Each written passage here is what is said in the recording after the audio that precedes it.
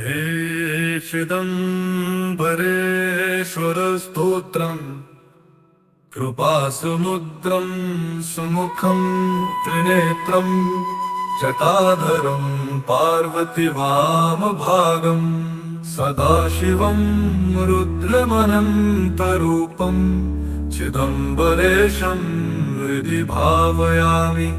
वाचामतीतं फणिभूषणाङ्गं गणेशतातं धनदस्य मित्रं कन्दर्पनाशं कमलोत्पलाक्षं चिदम्बरेशं हृदि भावयामि रमेशवन्द्यं रजताद्रिनाथं श्रीवामदेवं भवदुःखनाशं रक्षाकरं राक्षसपीडितानां चिदम्बरेशं हृदि भावयामि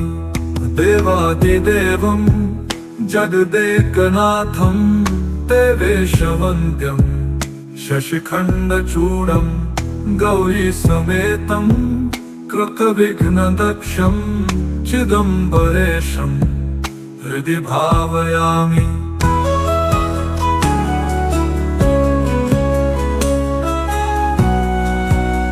वेदान्तवेद्यं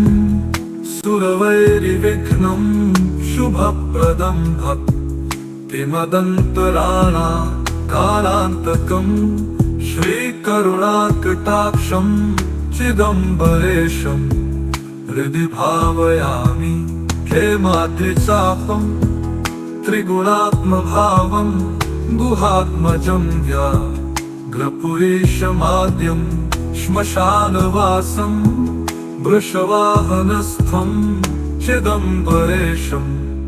हृदि भावयामि आद्यन्तशून्यं त्रिपुरारिमीशं नन्दीशमुख्यस्तुतवैभवाढ्यं समस्तदेवैः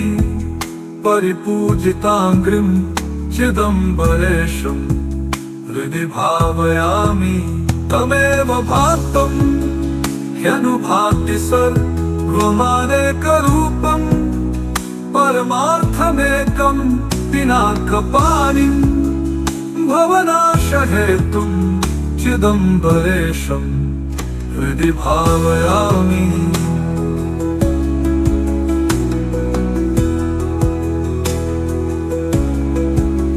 विश्वेश्वरं नित्यमनन्तमाद्यं त्रिलोचनं चन्द्रकलावतंसं पतिं पशूनां हृदि सन्निविष्टं चिदम्बरेशं हृदि भावयामि विश्वाधिकं विष्णुमुखैरुपास्यं त्रिलोचनं पञ्चमुखं प्रसन्नं उमापतिं पापहरं प्रशान्तं चिदम्बरेशं हृदि भावयामि कर्पूरगात्रं कमनीयनेत्रं कंसारिमित्रं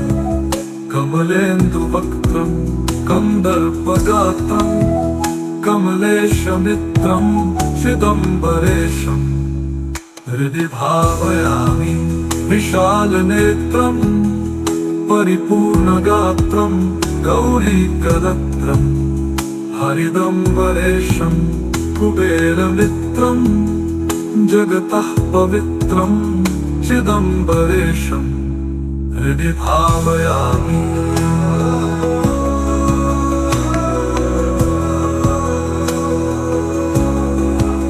कल्याणमूर्तिं कनकाद्रिचापं कान्तासमाक्रान्तनिजाघदेहं कपर्दिनं कामरिपुं पुरारी चिदम्बरेशं हृदि भावयामि कल्पान्तकाला हितचन्दनृत्तं समस्तवेदा तव चोनिगूढम् अयुग्मनेत्रं गिरिजासहायं चिदम्बरेशं हृदि भावयामि दिगम्बरं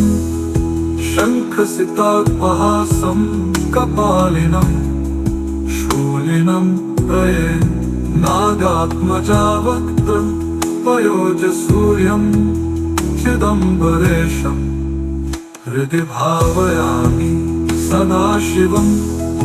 सत्पुरुषैरनेकैः सदाचितं सा शिरसुगितं वैयाघ्रचर्मां बलमुग्रमीशं चिदम्बरेशम् हृदि भावयामि कृपासमुद्रं सुमुखं त्रिनेत्रं जटाधरं पार्वतीवामभागं सदाशिवं रुद्रमनन्तरूपं चिदम्बरेशं हृदि भावयामि वाचामतीतं फणिभूषणाङ्गं गणेशतातं धनदस्य मित्रं कन्दर्पनाशं कमलोत्पलाक्षं चिदम्बरेशं हृदि भावयामि रमेशवन्द्यं रजताद्रिनाथं श्रीवामदेवं भवदुःखनाशं रक्षाकरं राक्षसपीडितानां चिदम्बरेशं हृदि भावयामि देवादिदेवं जगदेकनाथं देवेशवन्द्यं शशिखण्डचूडं गौरीसमेतं कृतविघ्नदक्षं चिदम्बरेशं हृदि भावयामि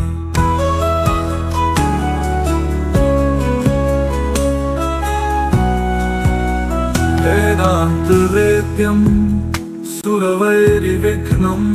शुभप्रदं भक्तिमदन्तराणाकालान्तकं श्रीकरुणाकटाक्षं चिदम्बरेशं हृदि भावयामि हेमाद्रिचापं त्रिगुणात्मभावं गुहात्मजं व्याघ्रपुरीशमाद्यं श्मशानवासं वृषवाहनस्थं चिदम्बरेशं हृदि भावयामि आद्यन्तशून्यं त्रिपुरारिमीशं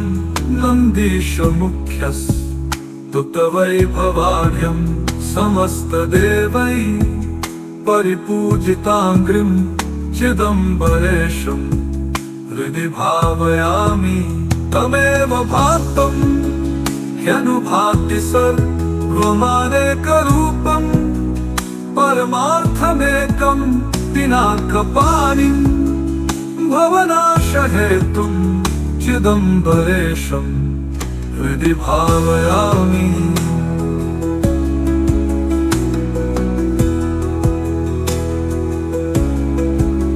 विश्वेश्वरं नित्यमनन्तमाद्यं त्रिलोचनं चन्द्रकलावतंसं पतिं पशूनां हृदि सन्निविष्टं चिदम्बरेशं हृदि भावयामि विश्वाधिकं विष्णुमुखैरुपास्यं त्रिलोचनं पञ्चमुखं प्रसन्नं उमापतिं पापहरं प्रशान्तं चिदम्बरेशं हृदि भावयामि कर्पूरगात्रं कमनीयनेत्रं कंसारिमित्रं कमलेन्दुवक्त्रं कन्दर्पगात्रं कमलेशमित्रं चिदम्बरेशं हृदि भावयामि विशालनेत्रं परिपूर्णगात्रं गौरीकदत्रं हरिदम्बरेशं कुबेरमित्रं जगतः पवित्रं चिदम्बरेशं हृदि भावयामि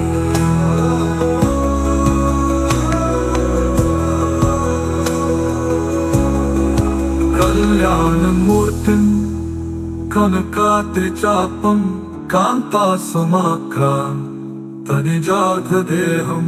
कपर्दिनं कामरिपुं पुरारी चिदम्बरेशं हृदि भावयामि कल्पान्तकाला हितचन्दनृत्तं समस्तवेदा तव चो निगूढम् अयुग्मनेत्रं गिरिजासहायं चिदम्बरेशम् हृदि भावयामि दिगम्बरं शङ्खसितापहासं कपालिनं शूलिनं प्रये नागात्मजावक्त्रं पयोजसूर्यं चिदम्बरेशम् हृदि भावयामि सदाशिवं सत्पुरुषैरनेकैः सदाचितं सा शिरसुगितं वैयाघ्रचर्मां वरमुग्रमीशं चिदम्बरेशम् हृदि भावयामि कृपासमुद्रं सुमुखं त्रिनेत्रं जटाधरं पार्वतीवामभागं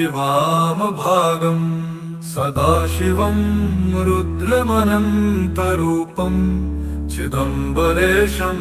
हृदि भावयामि वाचामतीतं फणिभूषणाङ्गं गणेशतातं धनदस्य मित्रं कन्दर्पनाशं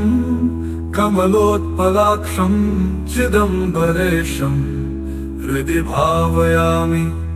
रमेशवन्द्यं रजताद्रिनाथं श्रीवामदेवं भवदुःखनाशं रक्षाकरं राक्षसपीडितानां चिदम्बरेशं हृदि भावयामि देवादिदेवं जगदेकनाथं देवेशवन्द्यं शशिखण्डचूडं गौरीसमेतं कृतविघ्नदक्षं चिदम्बरेशं हृदि भावयामि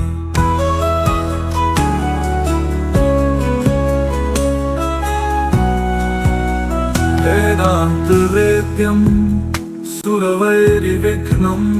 शुभप्रदं भक्तिमदन्तराणां कालान्तकं श्रीकरुणाकटाक्षं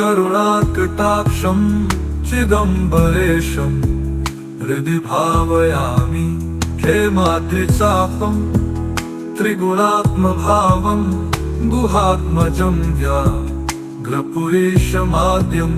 श्मशानवासं वृषवाहनस्थं चिदम्बरेशं हृदि भावयामि आद्यन्तशून्यं त्रिपुरारिमीशं नन्दीशमुख्यस्तुतवैभवाढ्यं समस्तदेवैः परिपूजिताङ्घ्रिं चिदम्बरेशं हृदि भावयामि तमेव भातं ह्यनुभाति सर्वमानेकरूपं परमार्थमेकं पिनाकपाणिं भवनाशहेतुं चिदम्बरेशं हृदि भावयामि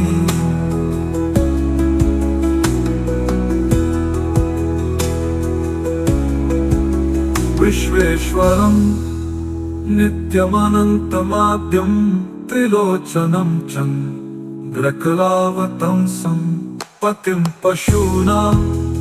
हृदि सन्निविष्टं चिदम्बरेशं हृदि भावयामि विश्वाधिकं विष्णुमुखैरुपास्यं त्रिलोचनं पञ्चमुखं प्रसन्नं उमापतिं पापहरं प्रशान्तं चिदम्बरेशं हृदि भावयामि कर्पूरगात्रं कमनीयनेत्रं कंसारिमित्रं कमलेन्दुवक्त्रं कन्दर्पगात्रं कमलेशमित्रं चिदम्बरेशं हृदि भावयामि विशालनेत्रं परिपूर्णगात्रं गौरीकदत्रं हरिदम्बरेशं कुबेरमित्रं जगतः पवित्रं चिदम्बरेशं हृदि भावयामि।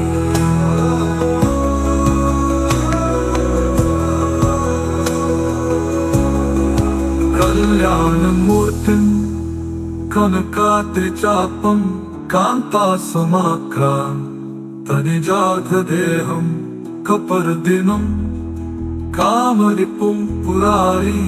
चिदम्बरेशम् हृदि भावयामि कल्पान्तकाला हितचन्दनृत्तं समस्तवेदा तव चो निगूढम् अयुग्मनेत्रम् गिरिजासहायं चिदम्बरेशम् हृदि भावयामि दिगम्बरम् शङ्खसितापहासं कपालिनं शूलिनं प्रये नागात्मजावक्त्रं पयोजसूर्यं चिदम्बरेशम् हृदि भावयामि सदाशिवं सत्पुरुषैरनेकैः सदाचितं सा शिरसुगितं वैयाघ्रचर्माम्बरमुग्रमीशं चिदम्बरेशम् हृदि भावयामि